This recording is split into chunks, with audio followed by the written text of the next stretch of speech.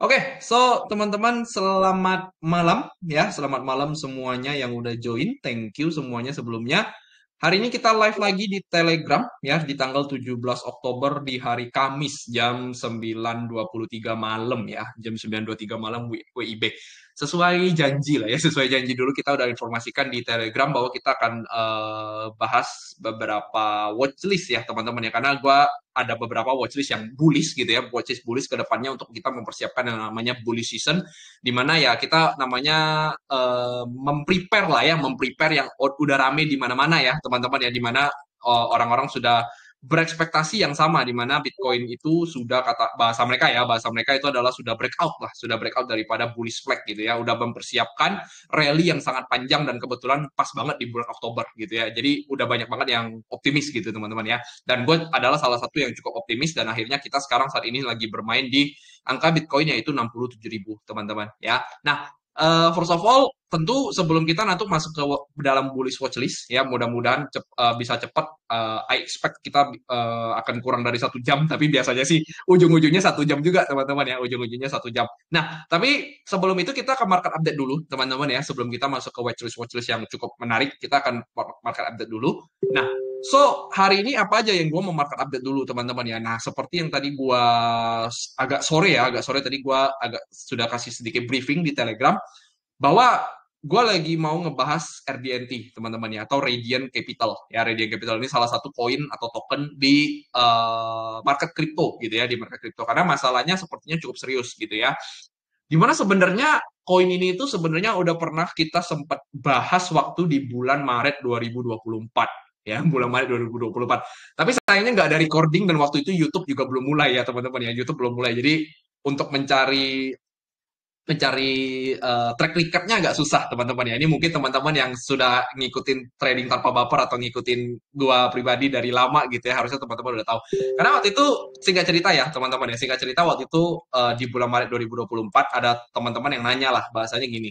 Jadi bahasa teman-teman itu gini, kira-kira ada nggak the next Luna gitu ya, ada nggak the next Luna gitu kan, karena orang-orang kan banyak yang trauma atas pergerakan daripada si Luna gitu ya. Nah, singkat cerita waktu itu gue bilang ada satu lah koin yang menurut gue itu ada possible mirip-mirip seperti Luna, tapi gue nggak ngomong ya teman-teman ya bahwa hari ini itu mirip seperti Luna. Gue cuman kasih kalian kayak sedikit gambaran aja gitu ya, sedikit gambaran aja, di mana gue waktu itu sempat ngomong bahwa RDNT atau Radiant Capital gitu ya, itu salah satu koin yang bisa rak lumayan parah dan mirip seperti Luna. Dan which is, kalau kita dari ngomongin secara harga ya, secara harga dari waktu itu sampai ke sini, itu memang udah turunnya lumayan dalam. Dan which is, sebenarnya ini hal yang wajar gitu ya, sebenarnya hal yang wajar daripada altcoin. Altcoin, hampir semua altcoin itu juga jatuhnya juga hampir 80% teman-teman ya. Jadi ini bukan something yang spesial teman-teman ya. Nah, tapi apa yang lebih spesial daripada RDNT teman-teman? Nah,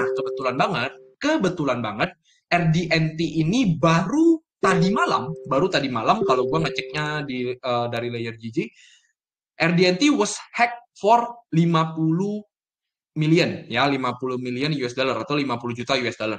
Di mana 50 juta US dollar kalau kita ngomongin secara hex ya, secara hex itu memang by nominal nggak gede ya, by nominal memang nggak terlalu gede untuk market crypto teman-teman ya, karena kalau kita ngomongin market crypto sendiri, kita bisa perhatikan di coin market cap kita punya 2,29 triliun ya, triliun US dollar. Jadi 50 juta itu sangat-sangat kecil sebenarnya ya, 50 juta itu sangat-sangat kecil. Tetapi teman-teman, nah, eh, kita kadang-kadang tuh memang secara angka memang kecil ya teman-teman ya, tapi kita harus perhatikan dampaknya.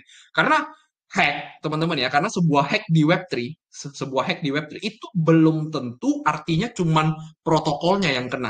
Ya, bukan protokolnya yang kena. Karena kalau teman-teman inget ya, Luna waktu itu sempat itu juga dari awalnya adalah kena hack ya. Awalnya adalah kena hack, tapi lama kelamaan itu bahkan eh, bukan cuman bukan cuman hacknya doang, bahkan ada aset-aset yang hilang teman-teman ya, aset-aset yang hilang yang orang-orang tuh tidak bisa, bahasanya tidak bisa klaim, kecuali orang-orang yang pegangnya di exchange ya, kecuali orang-orang yang pegangnya di exchange. Karena kita ngomongin sekarang, kalau kita ngomongin soal kripto atau blockchain ya, atau blockchain, eh, Apalagi sebuah protokol ya, teman-teman ya, sebuah protokol DeFi di mana, oh ya, first of all, kalau teman-teman nggak tahu Radiant Capital itu apa ya, kalau teman-teman nggak tahu Radiant Capital itu apa, Radiant Capital sendiri itu adalah koin yang bergerak di sektor lending dan borrowing, teman-teman ya. Jadi dia ada di sektor DeFi, yang mana kalau kita turun ke bawah, nah ini bisa kelihatan ya, bahwa ada di DeFi dan lending serta borrowing, teman-teman ya. Nah, teman-teman kalau orang yang sudah lama di Web3 harusnya udah kebayang ya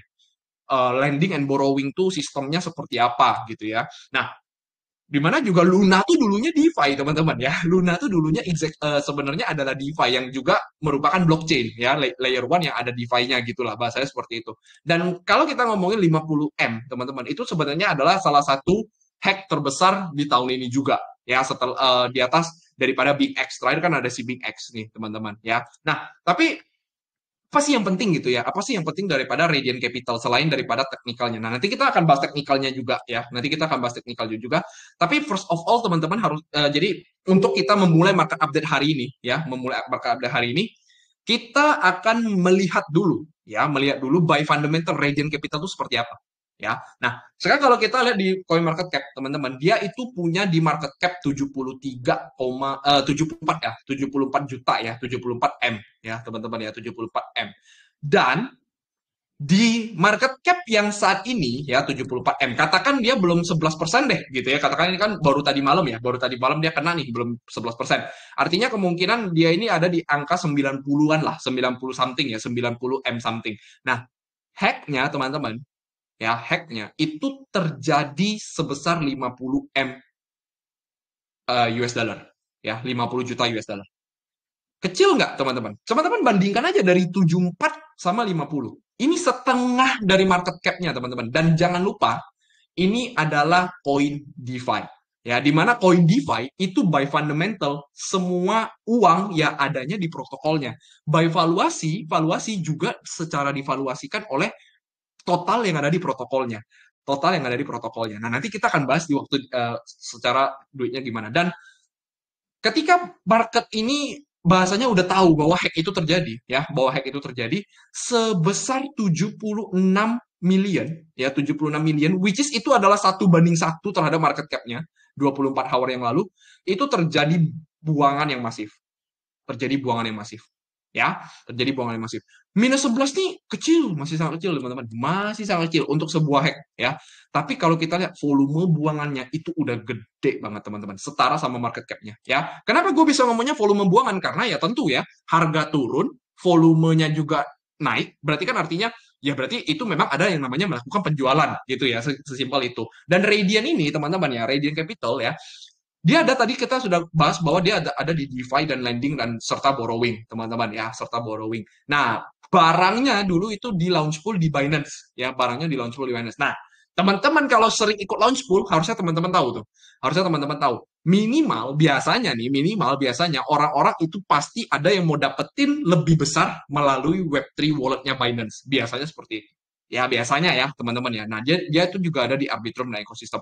Nah, let's check sedikit daripada websitenya ya, daripada Radiant Capital ya. Jadi Radiant Capital ini basically ya seperti AAVE, seperti Kava dan lain sebagainya, bahwa dia itu ada di interest, dia ada di borrowing dan lending ya, di mana kita bisa memberikan jaminan kita terhadap aset kita gitu ya, jaminan kita terhadap aset aset apa?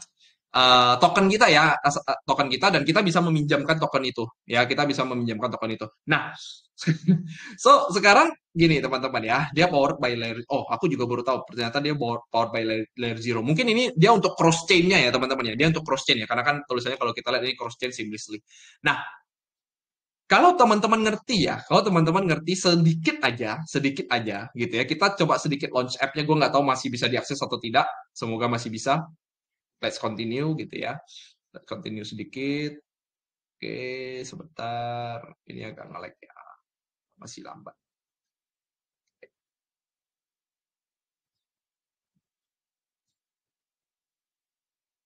Our ecosystem, Chainlink target Binance Labs. Oke, bentar ya. Masih lambat.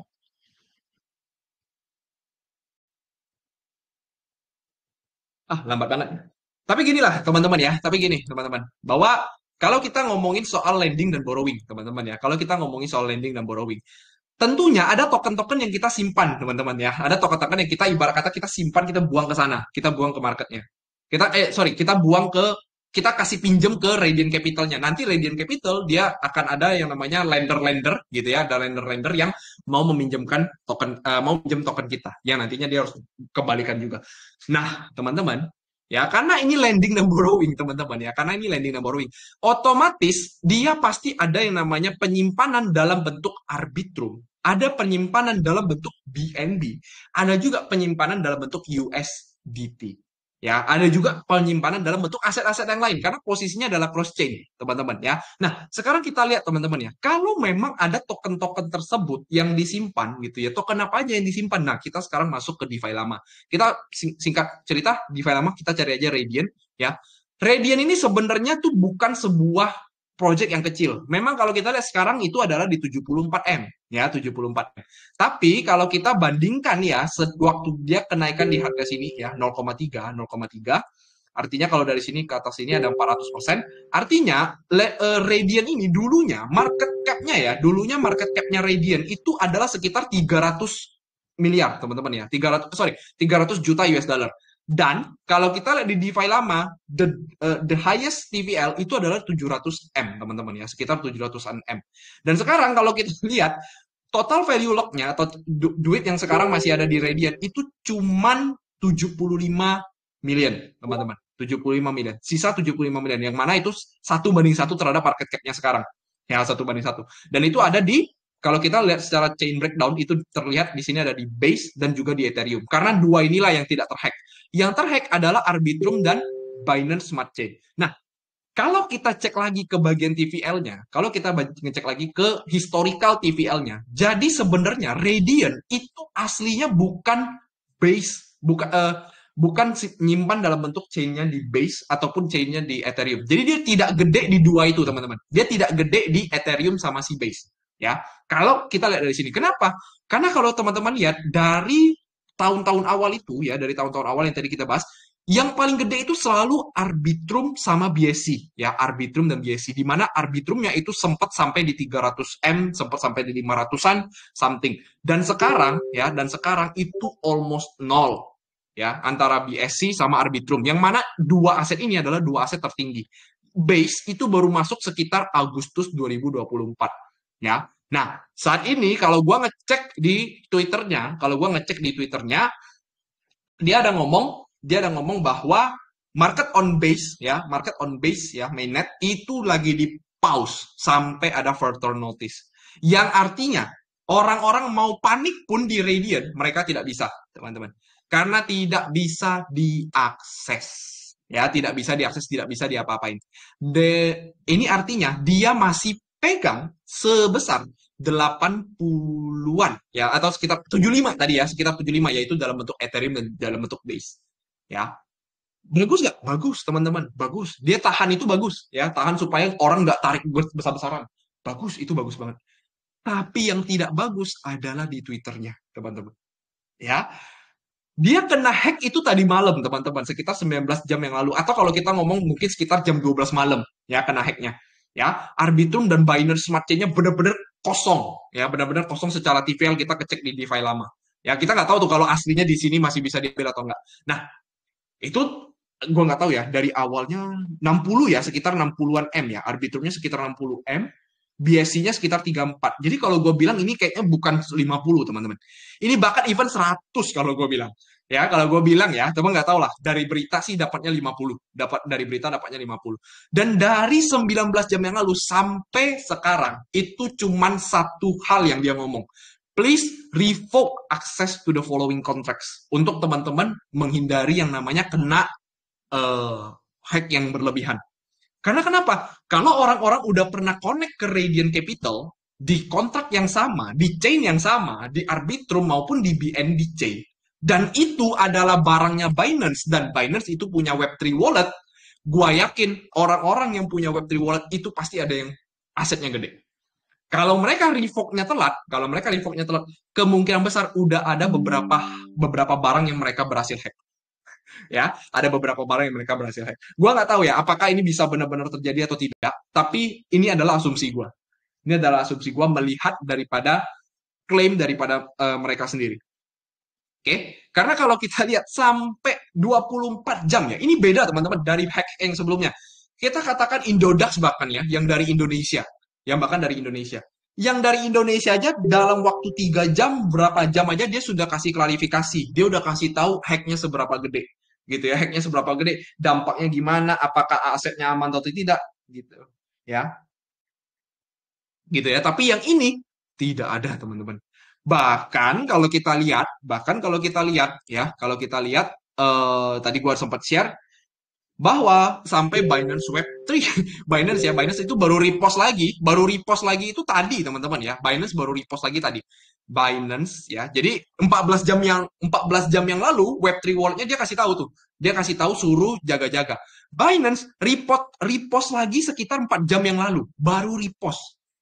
Baru banget dia repost. Karena kenapa? Gue yakin di sini dia merasa ada dampak yang cukup gede di Radiant. Ya, ada dampak yang cukup gede yang mereka mempersiapkannya daripada di Radiant ini. Karena gue nggak tahu apakah Radiant bisa benar-benar kehilangan sampai 0 M ya.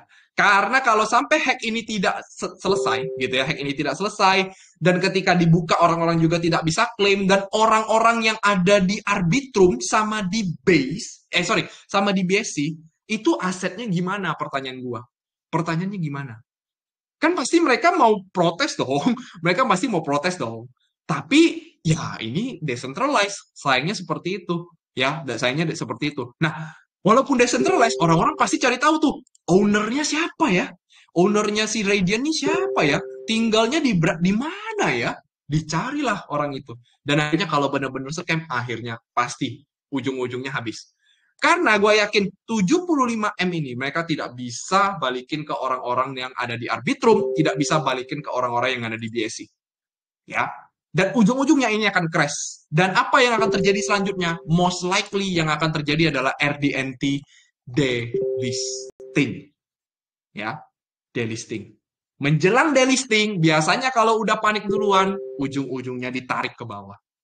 Ujung-ujungnya ditarik ke bawah. Ya, ketika ditarik ke bawah, apa yang akan terjadi? Walaupun aset ini kecil, kalau kita ngomong ini 70 M atau 70 M US 70 juta US dollar, mau gimana pun tetap ada satu hack ya, ada tetap satu hack di mana orang-orang merasa kita dirugikan, ya, kita dirugikan dan tidak ada pengembalian, ya.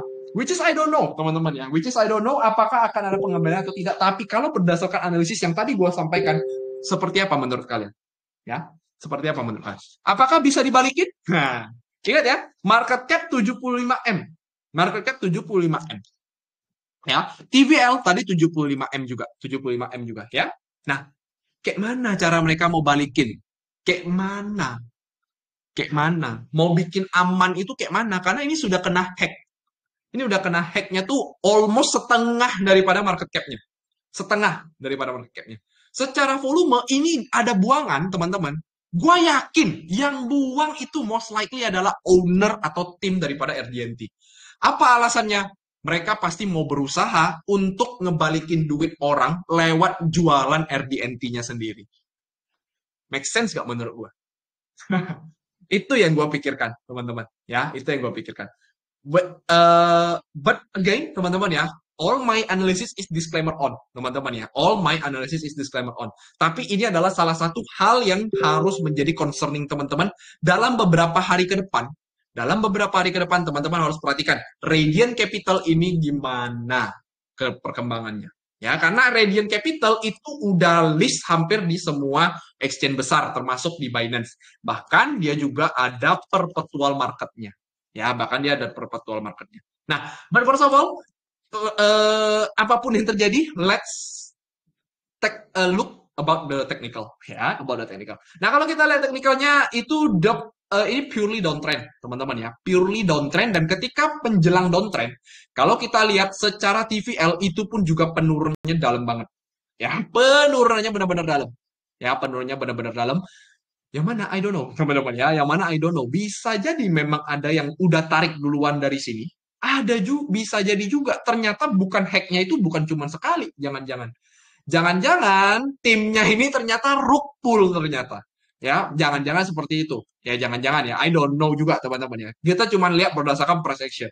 Dan kalau kita lihat di harga bawah sini, dia masih berharga ya teman-teman ya. Di sekitar 0,06 ya. Jadi masih bisa dihargain something lah ya. Kalau kita lihat supply-nya ada di 1,5 ya. Circulating-nya masih cukup, masih ada yang belum terkeluar. Dan kalau kita lihat di bagian bawah sini, ya, itu terjadi lagi dan lagi invert, sorry, head and shoulder pattern. Ya, head and shoulder pattern. Dan ini terjadi di volume yang cukup gede, ya, volumenya yang cukup gede. Oke, memang belum breakout, tapi sepertinya ada persiapan dia akan breakout. Apalagi kalau sampai RDNT ini tidak bisa diselamatkan, maka ada most likely kemungkinan besar dia akan turun lumayan dalam.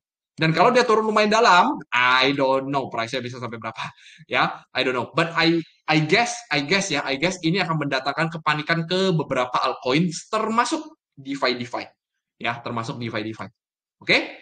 Kurang lebih seperti itu, teman-teman ya. Dan ingat teman-teman, karena ini adalah lending serta borrowing, teman-teman ya. Nah, orang yang ngehack itu kan pasti dapat asetnya dong, dapat tokennya dong.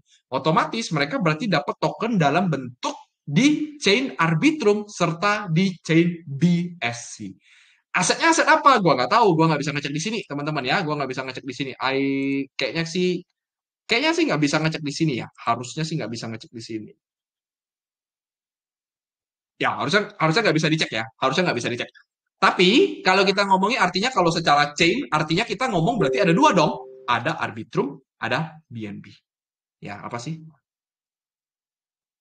Aduh, malah ngomongin Aptos. Udah, jangan diomongin Aptos dong. Nanti dulu. Ya, nanti dulu. Nah, ARB sama BNB. Nah, maka, salah satu yang paling gede tadi adalah salah satunya adalah Arbitrum. Nah, Mak Jreng, oh sorry, ini cuma gambarin ya. Ini cuma gambarin. Oke. Nah, Arbitrum, teman-teman. Kita lihat price action sedikit daripada Arbitrum.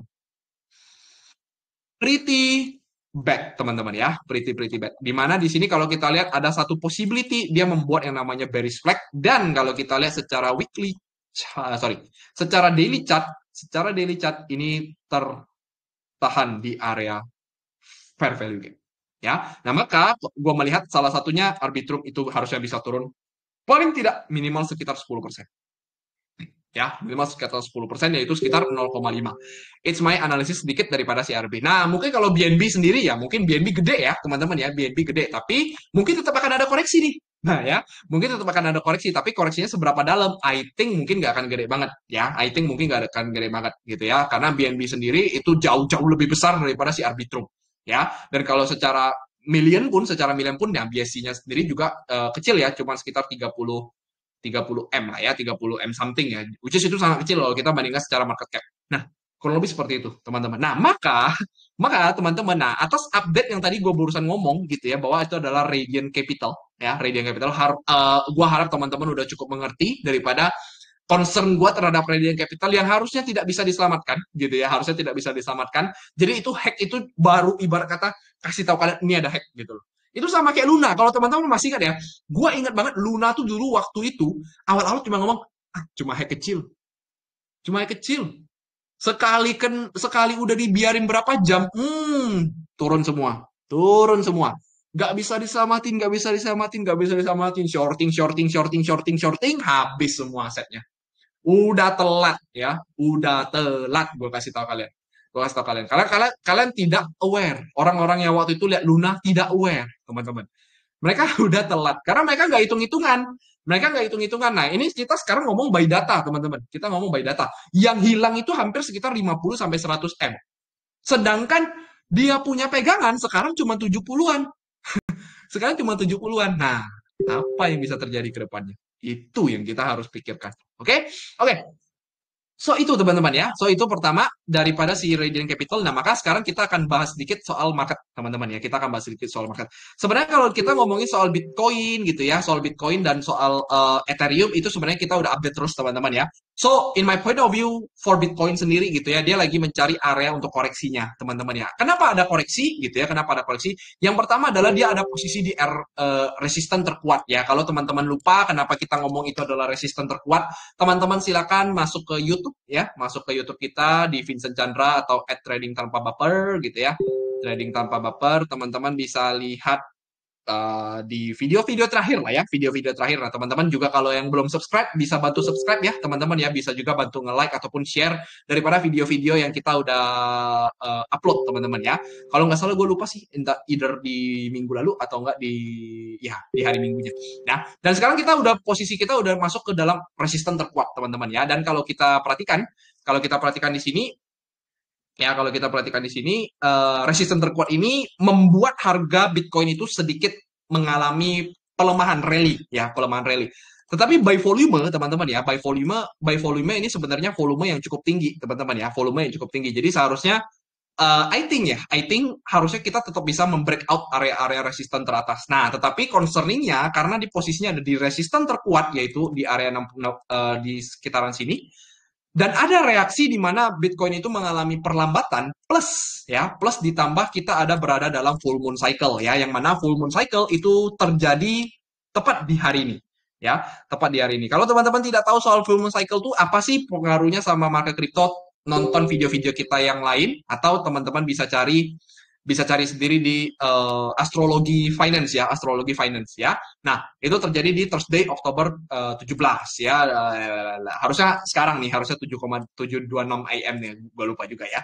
Atau sekitar 3 jam lagi. Nah, dan kalau kita lihat ini Bitcoin udah bergerak cukup lemah, teman-teman ya, cukup lemah setelah dia tidak berhasil close di atas liquidity teratasnya. Kemarin waktu itu kan sempat, kalau kita ingat ya teman-teman ya, tadi malam-malam ngepam ya, malam-malam ngepam, sudah ngepam, set turun lagi gitu ya, sudah turun lagi, naik lagi nih, udah naik, mereka kok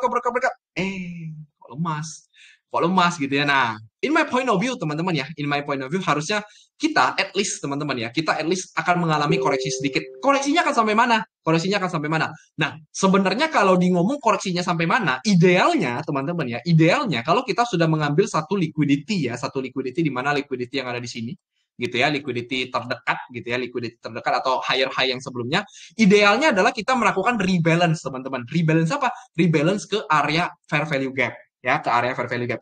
Jadi sebenarnya by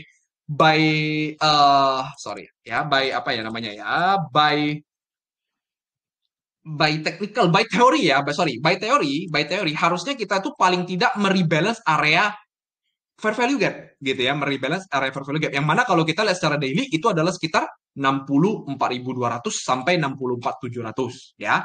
Nah, ini adalah inverse fair value gap, teman-teman ya. Ini adalah inverse fair value gap. Oke? Nah, kalau teman-teman nggak tahu EFG, cari sendiri ya, cari sendiri. Nah, dan kalau kita lihat harganya memang jauh banget, teman-teman ya, sekitar 3,5%. But whatever is it, teman-teman ya, whatever is it, kalau dia pun mau koreksi, yang teman-teman harus lakukan adalah antisipasi, bukan melawan tren ya, bukan melawan tren. Dan ingat teman-teman, jangan lupa tren kita itu udah memasuki ke dalam tren yang bullish ya. By weekly juga kita dalam posisi yang bullish. Maka sebenarnya kalau ditanya lebih besar kemungkinan untuk kita nge-short atau nge-long gitu ya, jawabannya adalah nge-long, teman-teman ya, jawabannya adalah ngelong. Nah, tapi teman-teman harus mendapatkan konfirmasi di mana teman-teman harus ngelong dengan waktu yang dengan posisi yang bagus ya, posisi yang bagus. Nah, mungkin jika Radiant Capital tadi sampai benar-benar tidak bisa diselamatkan sesuai tadi apa yang kita pikirkan, kemungkinan besar Bitcoin bisa balik ke 64.200 sampai 6700. Ini adalah hal yang kita harus concern paling pertama.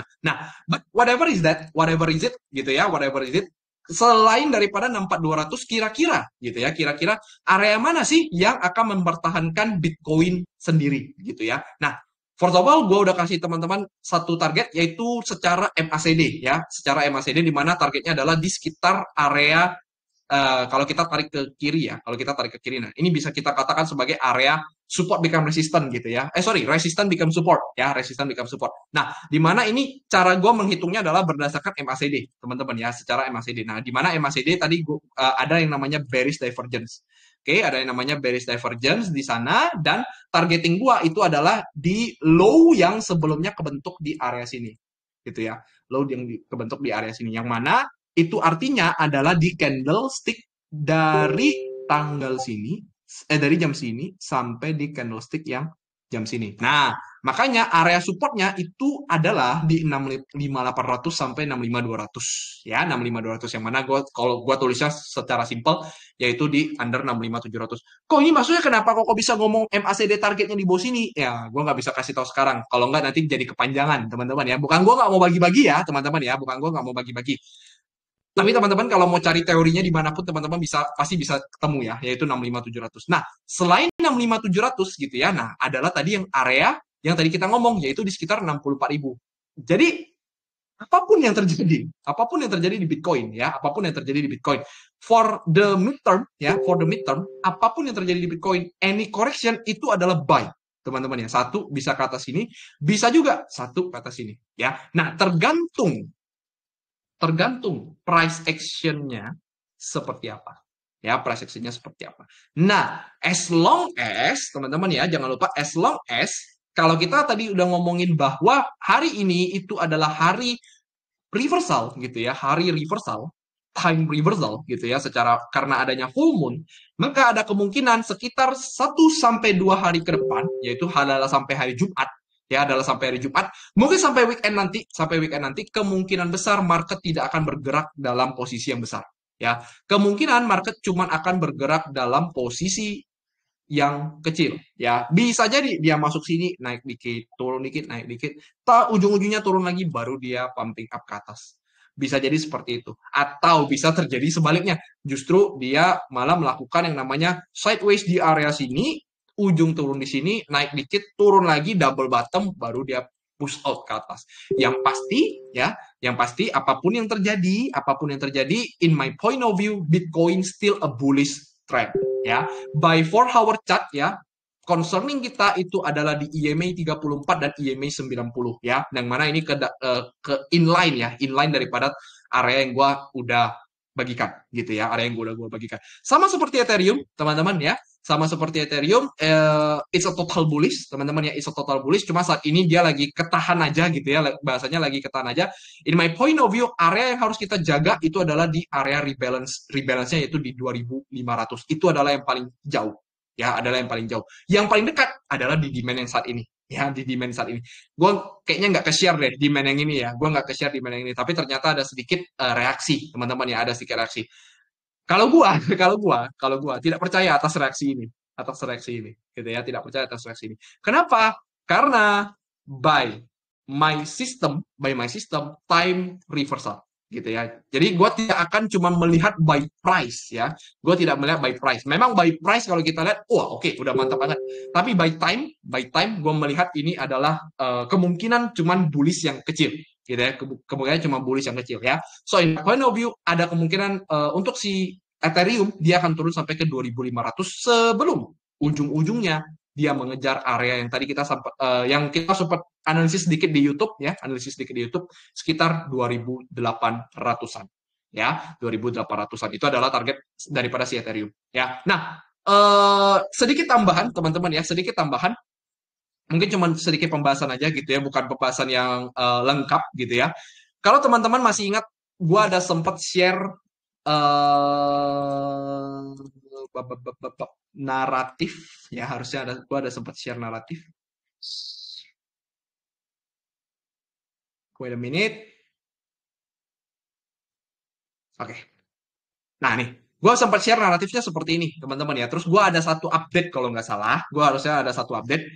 Gua bilang, oke, nah sejauh ini sektor yang performing well masih cukup benar ya, namun ada yang terbalik-balik nih. Kemarin kita ada memprediksikan bahwa akan terjadi yang namanya AI sektor duluan, L1, Ethereum baru Bitcoin. Ternyata terbalik teman-teman. Ternyata yang terjadi adalah AI sektor naik ya. Kalian bisa cek daripada WLD, Arkham, Tau dan lain sebagainya ya. Lalu Bitcoin yang naik ya. Makanya Bitcoin dominance-nya naik tinggi, teman-teman ya. Bitcoin dominance-nya naik tinggi nih. Ya, daripada si Bitcoin dominance. Nah, artinya berarti Bitcoin lagi performing cukup well. Benar kan? Nah, kurang lebih seperti itu. Nah, harusnya sebentar lagi atau saat ini kita itu lagi memasukin ekosistem Bitcoin yang harusnya pumping, yaitu L2 ya, atau layer 2-nya. Gitu ya. Ada apa aja? Sebenarnya ada seperti Ordi, seperti Rat, seperti Sats gitu ya. Tapi yang gue lihat itu sendiri adalah Merlin dan juga STX atau layer 2-nya. Itu salah dua yang paling menarik. Nah, setelah ini baru kemungkinan L1 itu akan beberapa yang menarik gitu ya. Nanti kita akan bahas sedikit. Plus terakhirnya kemungkinan baru si Ethereum. Ya, kemungkinan baru si Ethereum. Nah, pertanyaannya untuk kalian teman-teman bisa bisa dapat patokan ya, bisa dapat patokan kapan kira-kira Ethereum akan main beserta L2-nya. Gua akan kasih sedikit kalian analisis tambahan daripada si Ethereum Bitcoin ya, daripada si Ethereum Bitcoin. Nah, in my point of view, Ethereum Bitcoin itu masih lemah, teman-teman ya. Ethereum Bitcoin itu masih lemah. Ada kemungkinan Ethereum Bitcoin itu akan melakukan yang namanya complex double bottom. Oke, nah teman-teman bisa catat area ini 0,0373 itu akan menjadi area yang cukup menarik untuk ETH Bitcoin melakukan pump ya, akan melakukan pump. Yang mana kalau kita cari secara trendline memang jauh banget ya, beda banget ya. Tapi kalau gue sih lihatnya sih berdasarkan monthly aja ya, berdasarkan monthly. Jadi ini analisis kita yang sebelumnya. Kita coba ulang ya, kita coba ulang. Nah, by monthly chart ya, by monthly chart sebenarnya Ethereum Bitcoin ini sudah di area yang sangat murah ya, sangat murah. By apa ya? By area inilah ya, by area ini kita bisa dikatakan ini adalah seperti area support become resistant yang cukup penting. Oke, nah harusnya Ethereum Bitcoin itu bisa pumping lumayan dalam beberapa bulan ke depan. Ya, tapi dia mungkin akan telat nih karena Bitcoinnya lagi performing duluan. Dan by monthly chart ini belum ada yang namanya hijau. Ya, by monthly chart ini belum ada yang namanya hijau. Nah, dan posisinya saat ini itu udah deket banget sama low-nya. Maka most likely dia harusnya melakukan pelemahan ke area low-nya kembali. Atau bahasanya adalah mengambil yang namanya previous month low atau PML. Ini kalau teman-teman yang SMC tahu nih, SMC atau ICT tahu ya, ngerti gitu ya, daripada PML ataupun ini gimana lagi matiinnya ya. How to oh nih ya. Oke. Nah, PML ya, PML kurang lebih seperti itu. Nah, dan kalau kita lihat ya, intinya area ini adalah area yang kita harus concerning bahwa Ethereum kemungkinan akan bisa perform. Tapi kapan? Nah, kalau kita lihat lagi secara technical di daily ya, secara di daily dia masih sangat downtrend, teman-teman ya, masih sangat-sangat downtrend. Terakhir dia kena EMA 34 itu masih ada reaksi yang cukup signifikan yaitu bearish engulfing. So, in my point of view, sesuai yang tadi kita gambarkan, harusnya tetap dia akan mengalami low kembali ya, akan mengalami low kembali. Dan karena ada posisi seperti ini, dengan posisinya dia itu ada di monthly key level gitu ya, monthly key level. Nah, kalau kita lihat itu sebenarnya Ethereum itu sempat di sini membuat satu pergerakan rounding gitu ya, satu pergerakan rounding. Oke, nah maka dari sini kita bisa mengekspektasikan bahwa either dia mau bikin semacam double bottom atau dia mau bikin cup and handle atau enggak dia bikin katanya ada tuh orang yang ngomong Adam if tuh, gue nggak tahu tuh Adam if tuh apa ya. Nah, tapi kalau menurut gue pribadi ada kemungkinan dia akan membuat yang namanya kompleks double top sesuai dengan apa yang tadi kita pikirkan ya, apa yang tadi kita pikirkan 42. Nah, kompleks double top itu selalu terjadi either dia di 0,786 atau enggak di 1,272. Karena 0,786-nya tidak berhasil menahan harga dengan baik, maka ekspektasi gua saat ini adalah mengalami penurunan ke sini dulu sebelum dia naik. Oke? Itu kurang lebih daripada si Ethereum Bitcoin. Maka teman-teman catat area ini 0,0373 adalah area untuk betting. Ethereum will outperform the market gitu ya. Ethereum NDL2 itu akan outperform the market. Kurang lebih seperti itu. Itu yang salah satu yang cukup penting update hari ini atau bullish watchlist saat ini yang gue sempat share. Ya, itu tadi pagi ada kebetulan tuh ada yang tanya tuh, gue tahu hari ini ada join nggak? Ada tuh tadi pagi ya, ada tadi pagi ada yang tanya tuh, katanya ETH Bitcoin gitu ya, ETH Bitcoin akan kemana? Gue udah jawab akan ke sini gitu ya, tapi masih juga nggak mau dengerin gitu ya, nggak mau dengerin dukunnya TTB, nggak mau dengerin whales-nya TTB. Akhirnya kejadian kan, katanya dia mau ke 0,0 dulu sih gitu ya, ke 0,04 dulu sih. Nah kalau menurut gue pribadi sih, secara price action ya harusnya sih turun ya. Let's see ya teman-teman ya, let's see. Oke, nah kurang lebih seperti itu daripada si ETH Bitcoin. Oke, maka bukan waktu yang tepat gitu ya, bukan waktu yang tepat untuk kita betting on Ethereum maupun layer 2-nya gitu ya. Juga salah satu yang mungkin bukan waktu yang tepat juga, bukan waktu yang tepat juga untuk kita betting on Uni. ya, betting on Uni. Memang kalau kita lihat betting waktu itu gue sempat share di sini bet Uni ada di demand zone. Nah, tapi ingat teman-teman ya, jangan lupa. Secara analisis itu bisa jadi kalau nggak ada reaksi di sini, bisa jadi dia masih turun lagi sampai di bawah sini. Jadi jangan ya dek ya, jangan ya dek ya, kalian ngambil tanpa yang namanya konfirmasi ya, jangan ambil tanpa adanya konfirmasi, kurang lebih seperti itu. Jadi Uni, kalau menurut gua tunggu aja dulu ya, tunggu aja dulu sampai bener-bener Ethereum-nya atau Ethereum Bitcoin itu bisa outperform the market ya, atau Ethereum-nya bisa outperform the market.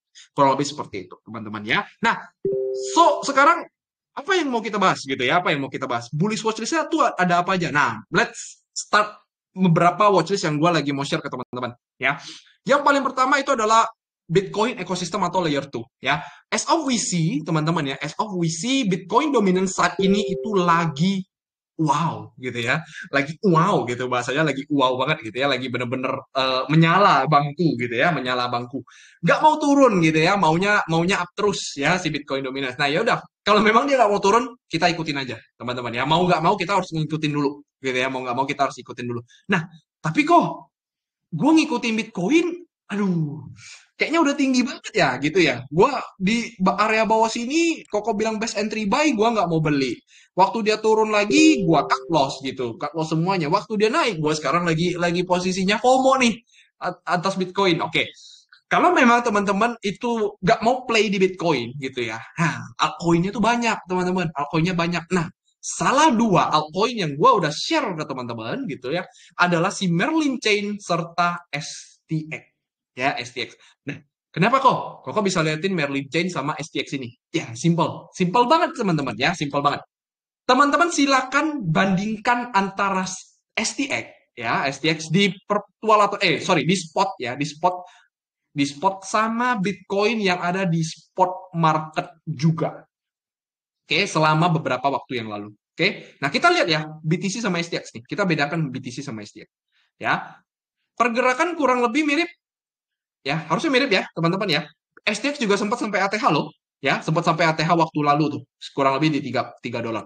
Ya, Bitcoin juga sama. Habis itu dia koreksi. Ya, kita lihat STX ketika dia naik, set 1.800% dari low sampai ke atas.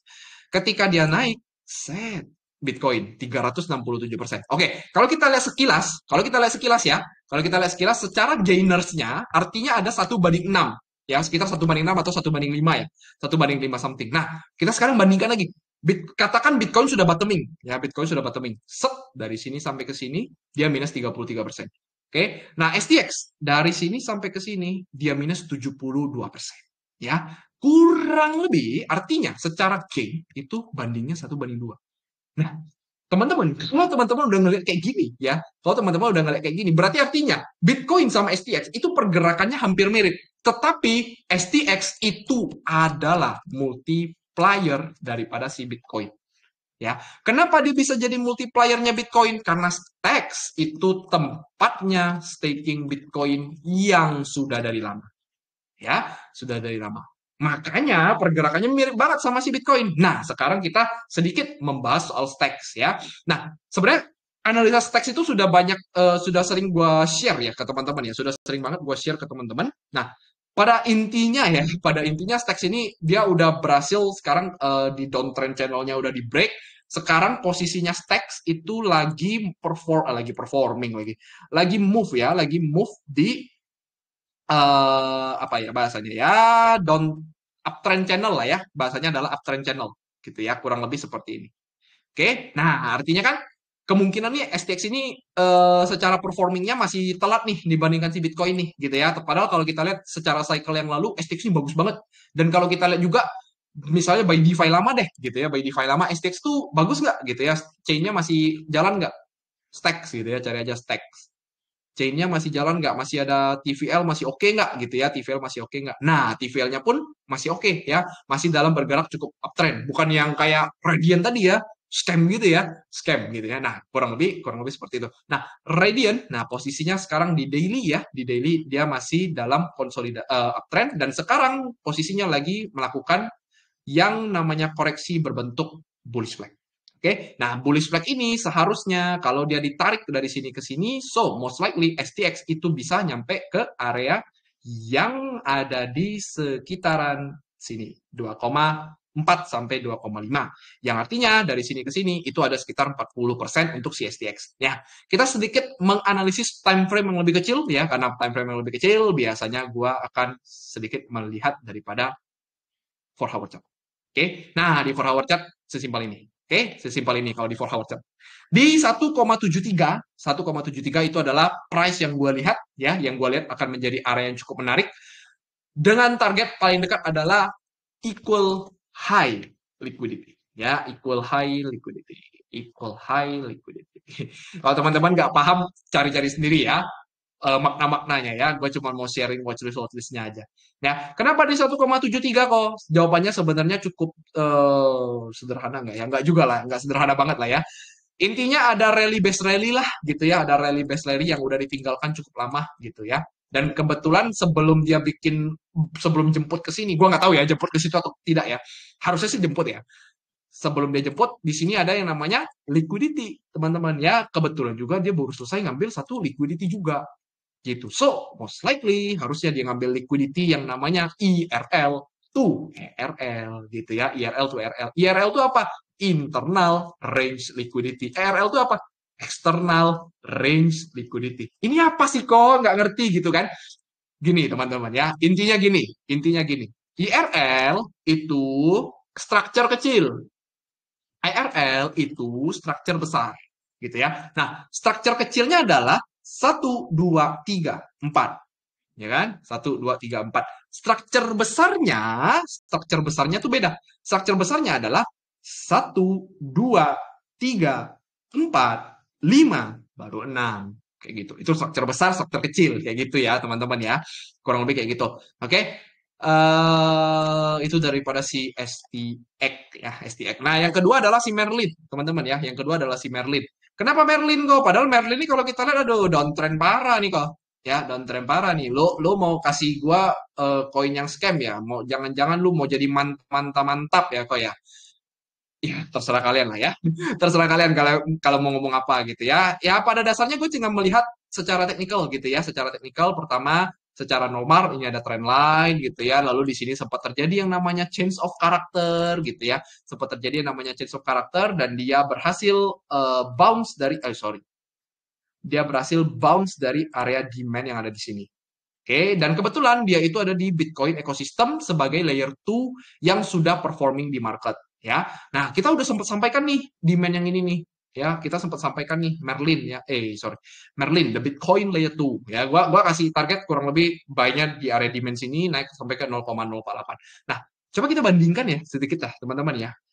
Dari tanggal 9 Oktober misalnya ya, ini bottom naik ke atas 28%. Oke. Bitcoin ya 9 Oktober 9 Oktober. Nah, kurang lebih di sini ya, sampai di 10 Oktober lah ya kita katakan 12%. Bad enough nggak? Harusnya enggak, teman-teman. Harusnya enggak. Mirip nggak sama Bitcoin? Mirip, karena dia layer 2-nya Bitcoin atau ekosistemnya Bitcoin.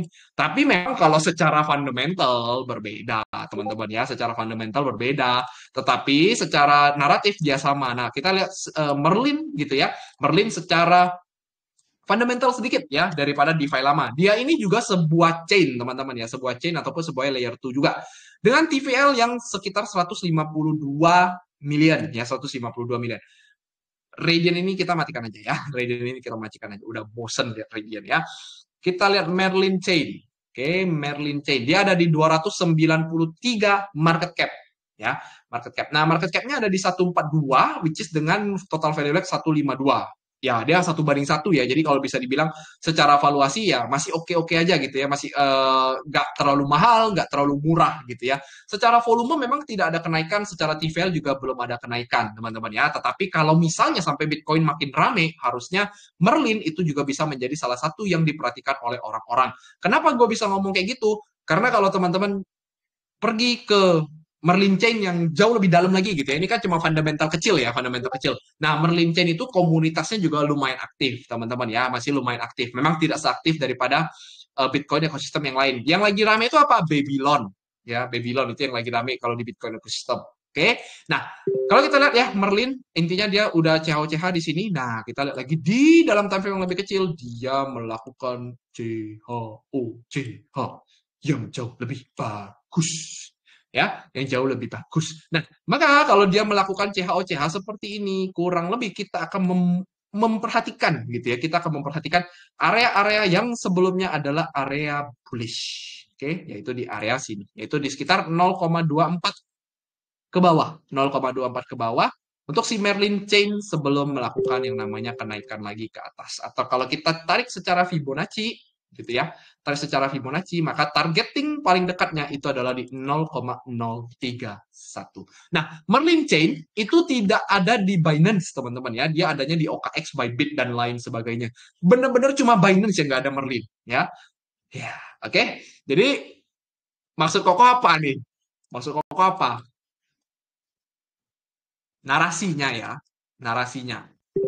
Kalau mau long term di Merlin dengan asumsi Bitcoin bullish season, ya. Catat ya, teman-teman ya, dengan asumsi Bitcoin bullish season silahkan exit di Binance. Itu aja, teman-teman ya. Gue tidak kasih janji ya, gue tidak kasih janji, tapi teman-teman bisa jadikan ini track record gitu ya, bisa jadikan track record kalau sampai Merlin Chain masuk ke Binance listing. Oke, oke, itu aja teman-teman daripada si Bitcoin ekosistem ya. Itu dua yang menurut gue cukup menarik. Nah, selanjutnya gue kira-kira akan bahas apa nih? Kira-kira akan bahas apa? Nah, tentu ya teman-teman ya, seperti yang tadi kita, yang tadi lagi, yang kita lagi perhatikan gitu ya, yang kita perhatikan adalah layer 2 gitu ya, AI sektor serta layer 1-nya. Kalau ETH Bitcoin belum ya, itu mungkin nanti minggu depan atau jadi beberapa beberapa pembahasan yang selanjutnya baru kita bahas. Nah, AI sektor, teman-teman ya. Uh, let's see outcome, teman-teman ya. Pedes ya, rasanya pedes banget sebenarnya. Oke, outcome. Gue lupa ya, gue ada nggak yang di Binance ya? Oke, ada. Arkam, oke? Arkam very good technical. Ya, gua nggak usah bahas lagi ya, teman-teman silakan lihat sendiri. Oke, silakan lihat sendiri yang ada di sini ya. Bagus banget ya, teman-teman ya. Harusnya itu ini adalah sebuah chart yang sebenarnya sangat-sangat powerful, teman-teman ya. In my point of view.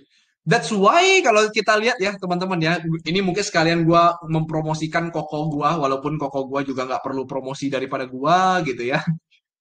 Koko gua tuh terakhir dia ada Andi Senjaya ya teman-teman ya, kita cek ya, kita Andi Senjaya, kita cek Andi Senjaya lah. Ini ngomongin Arkam semua langsung keluar Fed, GRT, nanti ada lagi tuh yang ngomong apa lagi ya, WLD segala macam ya, Andi Senjaya. Nah, Andi Senjaya ini salah satu influencer yang ada di Indo teman-teman ya. Ini salah satu mentor online-nya gua lah gitu ya teman-teman ya, karena gua sering belajar daripada dia teman-teman ya. Nah, dia punya satu series yaitu tabur altcoin ya, tabur altcoin. Nah, ini series dia terakhir di tabur altcoin episode ke-7 ya. Dia ada kasih tahu beberapa alasan kenapa dia cut loss koin-koin yang lama dan akhirnya dia masuk ke 3 altcoin yang baru. Salah satu altcoin yang baru yang masuk adalah si Arkam ya. Dan kita bahas Arkam, teman-teman ya, kita bahas Arkam itu adalah 1 minggu sebelum dikeluar ya. Kita ngomong tanggal 2 minggu bahkan ya, 2 minggu. Tanggal 4 Oktober. AI project that you must watch for the Q4 2024. Ya, 2024 di sini. Bahkan gua kasih sedikit pertambahan volume doesn't lie. Ya, volume doesn't lie. 97M harusnya Arkam ini akan masuk ke dalam top 100 coin market cap. Oke? Nah, itu salah satu tesisnya ya, salah satu tesisnya dengan kekuatan dia yang sangat powerful, teman-teman ya. Kalau kita lihat dari bottom sampai ke 100%, teman-teman ya.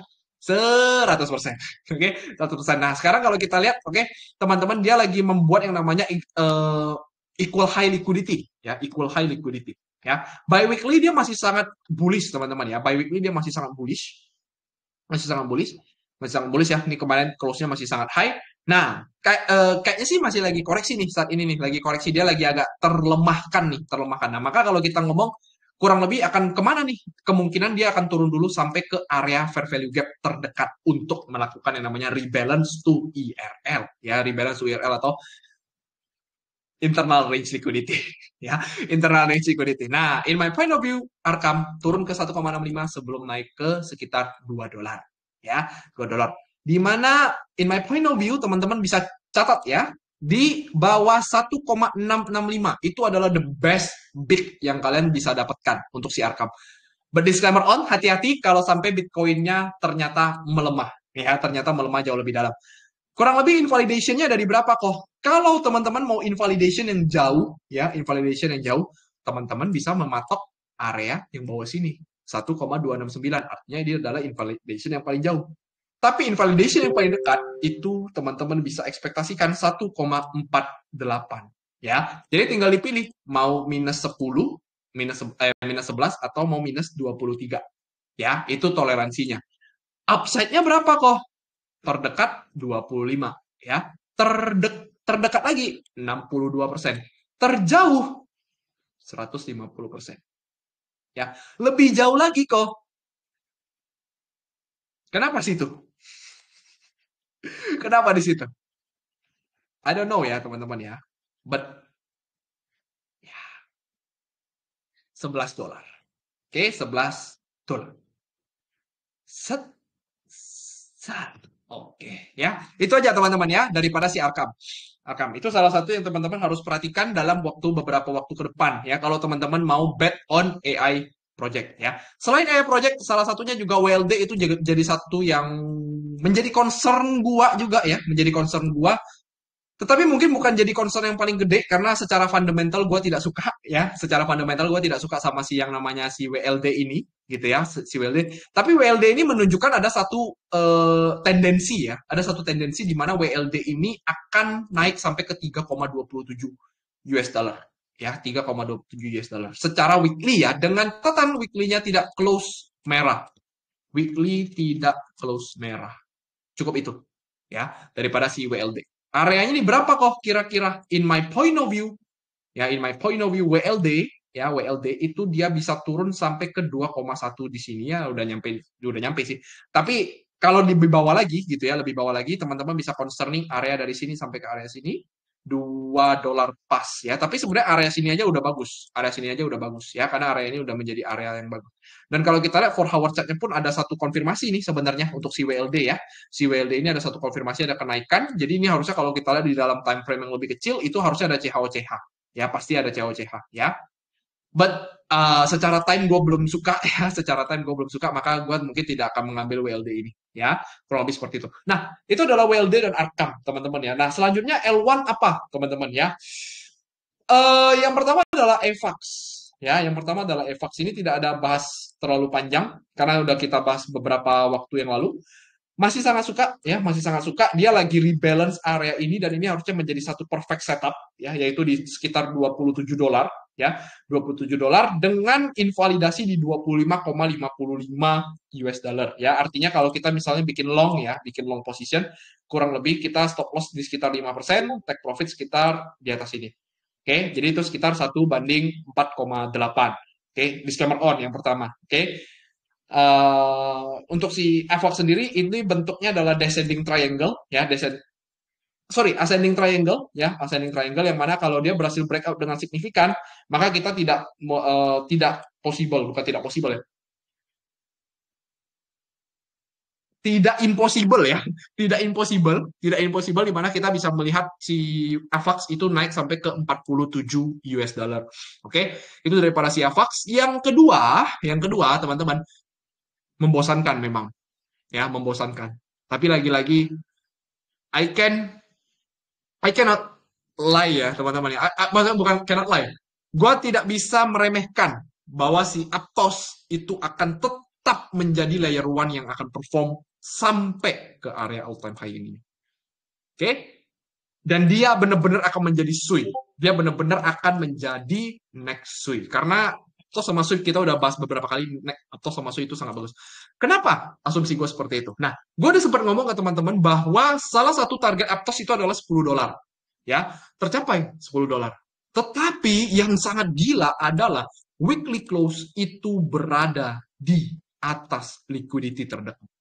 Ya, ada berada di atas liquidity terdekat. Dan bahkan kalau kita lihat, ya bahkan kalau kita lihat ke dalam time frame yang lebih kecil, waktu Bitcoin dan yang lain sebagainya itu panic selling, Aptos cuman konsolidasi. Ya, cuman konsolidasi, teman-teman ya. Ini artinya ada yang jagain banget nih harganya si Aptos. Oke, ada yang jagain banget sih harganya si Aptos. In my point of view ya, in my point of view Aptos itu akan melanjutkan kenaikannya sampai ke 15 US dollar dalam waktu yang cukup singkat ya, dalam waktu yang cukup singkat. I think let's say akhir Oktober atau awal November ya, akhir Oktober atau awal November mungkin Aptos kita bisa melihat bahwa Aptos udah nyentuh area 15 ya. Nah, Aptos sama seperti koin-koin yang lainnya ya, sama seperti koin-koin yang lainnya, tinggal liatin area inverse area fair value gap gitu ya, harusnya ada penurunan sekali lagi sebelum dia melanjutkan kenaikannya daripada si Aptos ya. Nah, kalau mau lebih spesifik lagi angkanya di berapa gitu ya, kalau mau lebih spesifik lagi angkanya di berapa, gue akan kasih kalian satu angka yang magic gitu ya. Sebentar teman-teman, analisis dulu. Analisis dulu, bentar ya teman-teman ya, analisis dulu.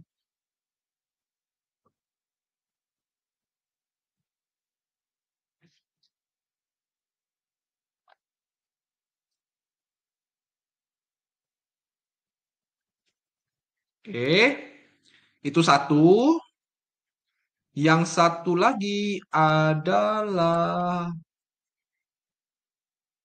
oke, ini satu, ini aja cukup.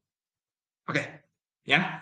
So, sah 9,36 sampai 9,29 sebelum kenaikan yang lebih jauh.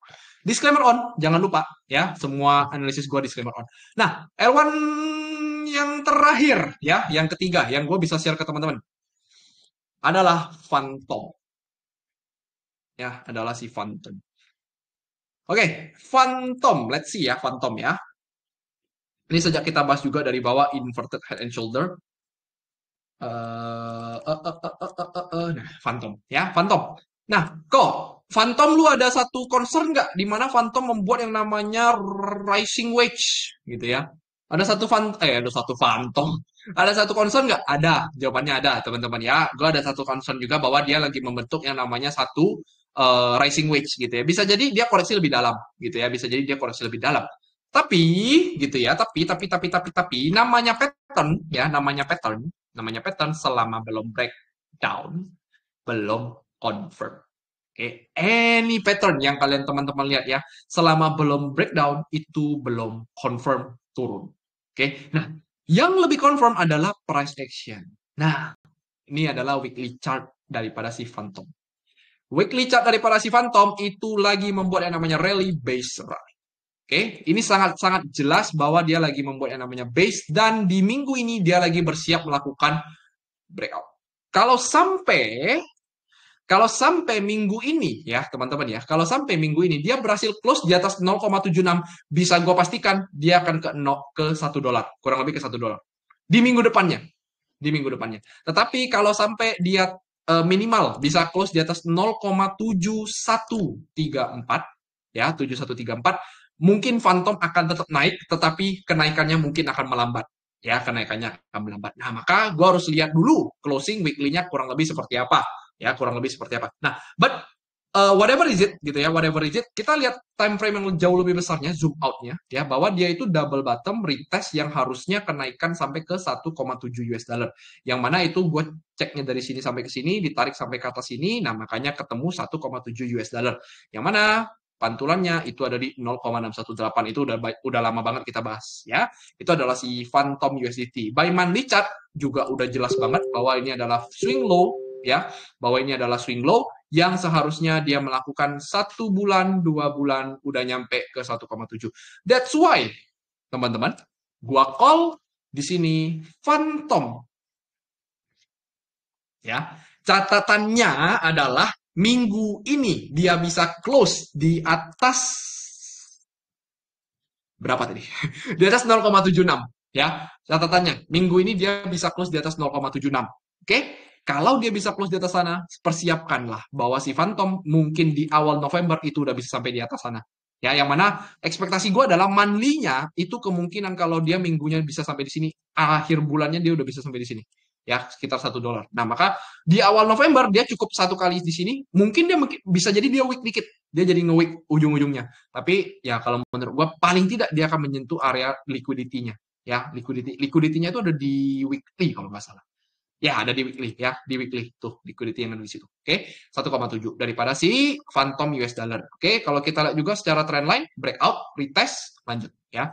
Breakout, retest, ngebase, lanjut ya. Secara rally base rally harusnya kalau kita tarik dari sini ke sini gitu ya, tarik dari sini ke sini, diukur sampai ke sana ya, maka kemungkinan besar dia akan berhenti paling pertama di sekitar $1 sampai 1,25 ya. Technical analysis itu mudah kawan-kawan ya. TA itu mudah. Oke, TA itu mudah. Yang tidak mudah adalah menentukan kapan entry, kapan exit. Itu aja sih. Ya, technical itu mudah ya. Tapi yang tidak mudah adalah menentukan entry kapan, exit kapan. Nah, itulah makanya kenapa gue bilang harus tunggu konfirmasi. Bukan semuanya kalian beli, matamu kalau semuanya kalian beli ya. Oke, itu aja teman-teman. Ya, aduh gue lupa ini mau diupload ke YouTube malah ngomong sembarangan. Oke, nggak apa-apa ya teman-teman ya. Nanti disensor-sensor dikit aja ya teman-teman ya. Itu aja teman-teman in my point of view yang gue mau share ke teman-teman semua yang ada di sini ya. So, eh pesan gue cuman ya cukup hati-hati gitu ya dalam minggu ini mungkin masih akan ada sedikit volatilitas walaupun news daripada data fundamental itu tidak ada ya news data fundamentalnya tidak ada tetapi yang harus kita perhatikan tadi adalah Radian dan ada beberapa bullish watchlist yang tadi gue udah sempat share ke teman-teman ya lengkap dengan alasan-alasannya gitu ya lengkap dengan alasan sebenarnya ada alasan yang gue tidak bisa share ke teman-teman sih karena tidak cukup waktunya ya teman-teman ya tidak cukup waktunya tapi semoga teman-teman mengerti ya teman-teman bisa lakukan analisis ulang gitu ya karena gue udah sering banget kasih teman-teman tool-tool yang gampang untuk kita pakai seperti CoinMarketCap, DeFi Lama gitu ya, TheBlock.co gitu ya, Dex Screener, token terminal dan lain sebagainya. Teman-teman tinggal lihat-lihat ya kurang lebih seperti itu yang bisa gue share. Oke, semoga bermanfaat teman-teman apa yang hari ini gue bagikan ke teman-teman semua gitu ya. Jangan lupa teman-teman kalau belum subscribe YouTube kita bisa dibantu subscribe teman-teman ya untuk ngegedein gitu ya, ngegedein channel trading tanpa baper gitu ya untuk kita nge-share juga ya teman-teman ya kita berbagi berkah lah kepada teman-teman semua yang ada di market crypto supaya bisa terbantu gitu ya, terbantu dari outlook-outlook yang gue sempat sampaikan gitu ya. Dan juga kalau teman-teman yang mau diskusi jauh lebih lanjut, mau tanya jawab gitu ya, mau tahu update yang jauh lebih cepat lah, lebih cepat daripada yang ada di YouTube. Nah, teman-teman bisa join ke Telegram kita yang ada di Trading Tanpa Baper Crypto atau teman-teman bisa cari dengan t.me/crypto.ttb gitu ya. Atau teman-teman bisa cek di link di deskripsi untuk join ke Telegram kita ya, teman-teman. Itu aja, semoga cukup membantu dan bermanfaat. Terima kasih dan semoga teman-teman bisa profit ke depannya ya. Thank you teman-teman. Bye bye.